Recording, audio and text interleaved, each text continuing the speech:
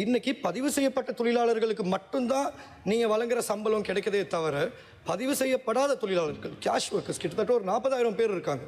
அவங்களுக்கு இந்த சம்பளம் நியாயமான முறையில் கிடைக்க மாட்டேங்குது. இந்திய அரசாங்கம் வீடுகளை நன்கொடையாக வழங்கினாலும் சரி, தோட்ட உட்கட்டமைப்பு அமைச்சு மூலியமாக வீடுகளை கட்டினாலும் சரி, அரசாங்கத்துக்கு இருக்க ஒரு மிகப்பெரிய பொறுப்பு காணியை சரியான முறையில் விடுவிக்கிறது. இன்னைக்கு தித்வானால பாதிக்கப்பட்ட மக்களுக்கே இன்னொரு தீர்வு வழங்காமல் இருக்கு. இன்னைக்கு மக்கள் ஜனாதிபதி மேல நம்பிக்கை வச்சிருக்காங்க. நான் மலையகத்தை பொறுத்த வரைக்கும் சொல்றேன், ஜனாதிபதி மேல நம்பிக்கை வச்சிருக்காங்க. ஆனா தயவுசெய்து அமைச்சர் அவர்களே, உங்களோட பாராளுமன்ற உறுப்பினர்களோட செயல்பாடுகள் நீங்க கண்காணி. இது விமர்சனம் இல்லை, ஒரு அக்கறை. நான் என் உரையை ஆரம்பிக்கிறதுக்கு முன்னால் எனக்கு முன்னால் பேசின உறுப்பினர் அவர்கள் சொன்ன கருத்தில் ஒரு சின்ன திருத்தம் ஒன்று இருக்குது. அவர் இந்த சம்பளம் சம்மந்தமாக சொன்னார். அது சம்மந்தமாக நாங்கள் இன்றைக்கி ஒரு ஆய்வும் எடுத்துகிட்டு வந்திருக்கோம். அன்றைக்கி ஜனாதிபதி அவர்களை சந்திக்கும் போது நாங்கள் ஒரு விஷயம் அவர்கிட்ட தெளிவாக எடுத்து வச்சோம். அது என்னன்னா, இந்த சம்பள பிரச்சனை சம்மந்தமாக அன்றைக்கி இதே இடத்துல நான் ஒரு சவால் விட்டு முடிஞ்சால் 10 ரூபா கூட்டுங்க. ஆனால் நான் முடிஞ்சால் 10 ரூபா கூட்டுங்கன்னு சொல்லும்போது அதோடு சேர்த்து நிபந்தனைகளும் வைங்கன்னு நான் சொல்லவே இல்லை. நான் இன்றைக்கி வரைக்கும் சொல்லிகிட்டு இருக்கேன், தயவு செய்து இந்த தொழிலமைச்சு மூலியமாக சம்பள நிர்ணய சபையின் ஊடாக நீங்கள் வழங்கின சம்பளத்தை கெசட் பண்ணுங்கள், வர்த்தமானி அறிவிங்க. காரணம் என்னன்னா, இன்றைக்கி மலையகத்தில் இருக்க ஒரு பெரிய பிரச்சனை. நீங்கள் வழங்கின சம்பளத்தில் ஒரு ஆய்வு ஒன்று எடுத்துகிட்டு வந்திருக்கோம். ஒவ்வொரு இடத்துலையும் 18 கிலோ 20 கிலோ மாற்றிருக்காங்க, 20 கிலோ எடுத்து 22 கிலோ மாற்றிருக்காங்க, 22 கிலோ எடுத்து 24 கிலோ மாற்றிருக்காங்க. ரெண்டாவது பிரச்சனை, அந்த நிறுவை கூட்டினா மட்டும் பத்தாதுன்னு இப்போ ஒரு ராத்தலுக்கு நிறையா வெட்டிட்டு இருக்காங்க. முன்னால் 1 கிலோ 2 கிலோ இருந்துச்சுன்னா இப்போ கிட்டத்தட்ட 4-5 கிலோ வெட்டுறாங்க. ஒரு நாளைக்கு 15 கிலோ கிட்ட பிடிக்கிறாங்க.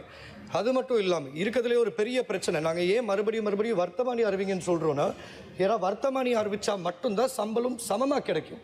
இன்னைக்கு பதிவு செய்யப்பட்ட தொழிலாளர்களுக்கு மட்டும்தான் நீங்கள் வழங்குற சம்பளம் கிடைக்கதே தவிர பதிவு செய்யப்படாத தொழிலாளர்கள் கேஷ் ஒர்க்கர்ஸ் கிட்டத்தட்ட ஒரு 40,000 பேர் இருக்காங்க. அவங்களுக்கு இந்த சம்பளம் நியாயமான முறையில் கிடைக்க மாட்டேங்குது. இன்றைக்கி வெளி தோட்டத்தில் இருந்து ஆளுங்களை கொண்டு வராங்க. நீங்கள் சம்பளத்தை வழங்கியிருக்கீங்க, நான் இல்லைன்னு சொல்லலை. ஆனால் அதே நேரத்தில் நிபந்தனையற்ற சம்பள அதிகரிப்பை நீங்கள் வழங்கல. நாங்கள் இப்போ சமீபத்தில் கொட்டகல பெருந்தோட்ட நிறுவனத்தோடு நாங்கள் ஒரு பேச்சுவார்த்தை வச்சோம். அவங்களோட நாங்கள் இந்த பேச்சுவார்த்தையில் ஈடுபடும் போது மக்களுக்கு பல்வேறு கஷ்டங்கள், ஆனால் அதில் முக்கியமான கஷ்டம் வீடு திட்டம். இந்த வீடு திட்டம் சம்பந்தமாக அரசாங்கத்துக்கிட்ட ஒரு மிக முக்கியமான ஒரு பொறுப்பு இருக்குது. இந்திய அரசாங்கம் வீடுகளை நன்கொடையாக வழங்கினாலும் சரி, தோட்ட உட்கட்டமைப்பு அமைச்சு மூலியமாக வீடுகளை கட்டினாலும் சரி, அரசாங்கத்துக்கு இருக்க ஒரு மிகப்பெரிய பொறுப்பு காணியை சரியான முறையில் விடுவிக்கிறதுக்கு. ஆனால் இன்னைக்கு காணிகள் விடுவிக்கப்படலை. இன்னும் 2 வருஷம் தாண்டி இருக்கு ஆட்சி அமைச்சு. 2 வருஷத்துக்கு முன்னால் ஜீவன் தொண்டமான அடிக்கல் நாட்டின 1300 வீடுகள் தான் இன்னும் கட்டப்படாமல் இழுத்தடிப்பாக இருக்குது. அப்படி இருக்கும்போது அரசாங்கம் மூலியமாக தொடர்ச்சியாக 2 வருஷம் நாங்கள் 4500 வீடு கட்டுறோம், 6500 வீடு கட்டுறோம்னு அறிவிக்கிறதுல எந்த விதமான பிரோஜனமும் கிடையாது. இன்னைக்கு நான் கௌரவ பிமல் ரத்நாயக் அவர்களுக்கு நான் ஒரு பகுதியில் இந்த இடத்துல நன்றி சொல்லி ஆகணும். கடந்த தடவை அந்த மஸ்கேலியா ஹாஸ்பிட்டல் சம்மந்தமாக ஒரு கோரிக்கை முன் வச்சிருந்தேன். அதுக்கு சம்மந்தப்பட்ட அதிகாரிகள் அங்கே இருக்கிற டிஎம்ஓவையும் சந்திச்சிருக்காங்க. ஆனால் அதே நேரத்தில் கௌரவ பிமல் ரத்நாயக் அவர்களுக்கு நான் இன்னும் ஒரே ஒரு விஷயம் சமர்ப்பிக்க விரும்புகிறேன். அது மஸ்கேலியா ஹாஸ்பிட்டல் சம்மந்தமாக ஒரு பாராளுமன்ற உறுப்பினராக நான் மஸ்கேலியா ஹாஸ்பிட்டலுக்கு விஜய் செஞ்சிருந்தேன். அங்கே போகும்போது முக்கியமாக அங்கே இருக்கிற பிரச்சனை அனைத்துமே டிஎம்ஓ இதில் கையெழுத்து போட்டு வழங்கியிருக்காங்க, கட்டாயம் உங்களுக்கு கிடைக்கணும்னு. அங்கே முத வேலை மின்சாரம் கிடையாது. மின்சாரம் இல்லாமல் 1 வருஷமாக ஒரு பெரிய பிரச்சனையை சந்திச்சுட்டு இருக்காங்க. அங்கே யாராச்சும் இறந்து போயிட்டா கிட்டத்தட்ட 3-4 மாடி அவங்கள வீல் சேரில் போட்டி வச்சு தான் கொண்டு வர்றாங்க. இதுக்கு முக்கியமான காரணம் 35 லட்ச ரூபாய் இல்லை ஹாஸ்பிட்டலுக்கு மின்சாரம் கொடுக்கறதுக்கு. நான் சமீபத்தில் நுவரேலியா மாவட்டத்தோட ஜிஏவை நான் பேசினேன். அவங்கள்ட்ட பேசி நான் சொன்னேன், எனக்கு பாராளுமன்ற உறுப்பினராக 10 மில்லியன் ரூபாய் வழங்கப்படுது, அது மூலியமாக 35 லட்சத்தை வழங்குங்கன்னு. ஆனால் அவங்க சொல்லிட்டாங்க, அந்த பட்ஜெட் ஏற்கனவே அமுல்படுத்தியாச்சு. தயவுசெய்து இது அரசாங்கம் கருத்தில் எடுத்துக்கணும். அது மட்டும் இல்லாமல் மஸ்கேலியா ஹாஸ்பிட்டல் ஒரு டைப் ஏ ஹாஸ்பிட்டல், அதுக்கு லேப் ஃபெசிலிட்டிஸ் இன்னைக்கு இல்லை. இது முழுமையாக அங்கே இருக்கிற தோட்டப்பகுதியை ஒரு பெரிய அளவு பாதிப்பை ஏற்படுத்துது. தயவுசெய்து கௌரவ அமைச்சர் அவர்கள் இதை கருத்தில் எடுத்துப்பாருன்னு நான் நம்புகிறேன். அது மட்டும் இல்லாமல் இதே மாதிரி பொகவந்தலாவோ ஹாஸ்பிட்டலுக்கு வரணும்னு கூட ஒரு கோரிக்கை மக்கள் முன் வச்சிருந்தாங்க. இது சம்மந்தமாக நான் மட்டும் இல்லை, ஒரு எதிர்கட்சி பிரதி மட்டும் இல்லை, ஆளுங்கட்சியில் இருக்க பிரதித்துவமும் அந்த பகுதிக்கு போய் ஒரு தீர்வு ஒன்று வழங்குவாங்கன்னு நான் எதிர்பார்க்குறேன். இன்றைக்கி எல்லாருக்குமே தெரியும், கடந்த பாராளுமன்ற அமர்வு சம்பந்தமாக எனக்கு ஒரு வருத்தம் இருந்துச்சு. ஆளுங்கட்சியாக இருக்கட்டும் எதிர்கட்சியாக இருக்கட்டும் இரு தரப்பினருமே மலையகத்தில் நடந்த புயல் மற்றும் மழை சம்பந்தமாக பேசுவேன். இன்னைக்கு ஆயிரக்கணக்கான குடும்பங்கள் பாதிக்கப்பட்டிருக்காங்க. நான் ஒவ்வொரு இடத்துக்கு போய் ஒவ்வொரு இடத்துக்கும் அங்கே போய் பார்க்கும்போது இன்னைக்கு தித்வானால பாதிக்கப்பட்ட மக்களுக்கே இன்னொரு தீர்வு வழங்காமல் இருக்கு. ஆனால் கௌரவ அமைச்சர் அவர்களுக்கு நான் இந்த விஷயத்தையும் சொல்ல விரும்புகிறேன். நான் வந்து எதிர்க்கட்சி உறுப்பினராக இருக்கலாம், அதுக்காண்டி உங்களை ஒவ்வொரு இடத்துல குத்தி காமிச்சு நீங்கள் தான் தப்புன்னு சொல்லணும்னு அவசியம் இல்லை.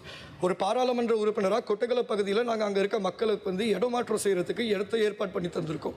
அதுக்கு இந்த தருணத்தில் கொட்டகல பெருந்தோட்ட நிறுவனத்தோட முகாமையாளர்களுக்கு நான் என் நன்றியை தெரிவிச்சுக்கிறேன். ஆனால் இதை வந்து ஒவ்வொரு பகுதிக்கும் பண்ணி ஆகணும். காரணம் என்னென்னா ஆறு வெட்டினா மட்டும்தான் அங்கே வந்து அந்த புயல் வெள்ளம் மழை வராமல் இருக்கும். இன்றைக்கி வந்து மக்கள் பாதிக்கப்பட்டிருக்காங்க, அவங்களுக்கு கட்டாயம் ஒரு தீர்வு ஒன்று வழங்கணும். லாங்கம் எஸ்டேட்டாக இருக்கட்டும், பாக்ரோவாக இருக்கட்டும், கொட்டகலையில் இருக்க பல்வேறு பகுதிகளாக இருக்கட்டும், இன்றைக்கி நானோயாவும் பாதிக்கப்பட்டிருக்கு. இது அரசாங்கம் கட்டாயம் கருத்தில் எடுத்தாகணும். இன்னொரு விஷயம் நான் இந்த இடத்துல கட்டாயம் சொல்லி ஆகணும். இன்றைக்கி ஹட்டன் டிக்கோயா மலையகத்தோட தலைவாசல் நாறிட்டுருக்கு. அங்கே அந்த பகுதியில் கிட்டத்தட்ட குப்பையை அள்ளி அங்கே கொட்டி அரசாங்கத்துக்கு நாங்கள் பல்வேறு தடவை கோரிக்கை அமைச்சிருக்கோம். ஏன்னா அந்த சபையை நாங்களும் தான் சேர்ந்து அமைச்சிருக்கோம், நாங்களும் மக்களுக்கு பொறுப்பெடுத்திருக்கோம். அங்கே வந்து குப்பையை கொட்டி அதை தீர்வுன்னு நம்ம மக்கள் கிட்ட சொல்லிட்டு இருக்காங்க. அது வந்து நம்மளால ஏற்றுக்க முடியாது, அது ஒரு பெரிய தவறு. இறுதியாக நான் ஒரே ஒரு விஷயம் சொல்ல விரும்புகிறேன். இந்த பகுதியில் இன்னைக்கு இந்த உரை சம்பந்தமாக ஒரே ஒரு விஷயம், 2025 ஒரு ஆய்வு ஒன்று மேற்கொள்ளப்பட்டுச்சு. அந்த ஆய்வை பொறுத்த வரைக்கும் கிட்டத்தட்ட 37.8% மக்கள் தோட்ட பகுதியில் பெண்கள் அவங்க தான் அதிகமான அளவு பொருளாதாரத்துக்கு உதவி செஞ்சுட்டு இருக்காங்க. சுமார் 3,60,106 மக்கள் ஜனத்தொகையில் 1,36,212 பெண்கள் வந்து இந்த வேலை செஞ்சுட்டு இருக்காங்க, பொருளாதாரத்துக்கு உதவி செஞ்சுட்டு இருக்காங்க. அப்படி இருக்கும்போது இன்னைக்கு வெளிநாட்டு வேலை வாய்ப்பு சம்பந்தமாக 55,695 பெண்கள் வேலை செய்கிறாங்க. ஆனால் இந்த தொகையில் கிட்டத்தட்ட 80% பெண்கள் வந்து குற்றச்சாட்டு முன் வச்சிருக்காங்க ஸ்ரீலங்கா போர்டு ஃபாரின் எம்ப்ளாய்மெண்ட் கிட்ட. அதில் வந்து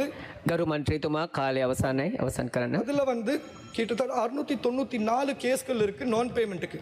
இது வந்து கட்டாயம் கருத்தில் எடுத்தாகணும். ஏன்னா இவங்க கிட்டத்தட்ட $3,730 பில்லியன் நம்மளுக்கு வழங்கிட்டு இருக்காங்க.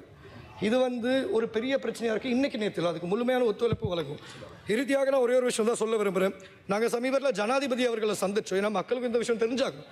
ஜனாதிபதி அவர்களை சந்திக்கும் போது நாங்கள் வந்து ஒரே ஒரு விஷயம் சொன்னோம் அவர்கிட்ட, இன்றைக்கி வந்து மலையக பிரச்சனைகள் சம்மந்தமாக அதிகமான அளவு கண்காணிப்பு கிடையாது. அப்படி இருக்கும்போது அதுக்கு வந்து முக்கியத்துவம் கட்டாயம் வழங்கி ஆகணும்னு இதை சொன்ன காரணம், ஏன்னா மக்கள் ஜனாதிபதி மேலே அதிகமான அளவு நம்பிக்கை வச்சுருக்காங்க.